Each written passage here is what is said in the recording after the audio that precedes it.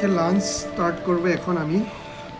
আজকের লাঞ্চে ভাত, আলু ভাজি, বেগুন দিয়ে ডিম দিয়ে ভাজি করছে, খুব সুন্দর দেখতে, খুব সুন্দর লাগছে, খেতেও মনে হয় ভালো হবে।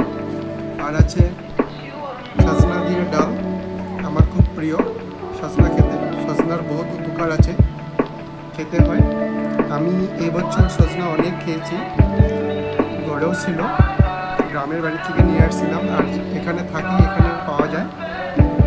তো আমি এখন শুরু করব আলু ভাজি দিয়ে। প্রথম দেখি কেমন হয়েছে, গিন্নির রান্না, মনে হয় ভালোই হয়েছে। শুরু করলাম।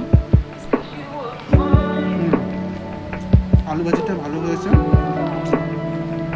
খেতে খুব ভালো লাগছে। এখন একটু ট্রাই করবো আমি ডিম দিয়ে আর বেগুন দিয়ে যেটা ভাজি করেছে সেটা, দেখি কেমন হয়েছে।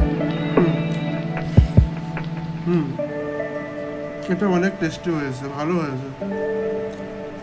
সবসময় মাছ মাংস খেতে নেই, স্বাস্থ্যের জন্য ক্ষতিকারক। কারণ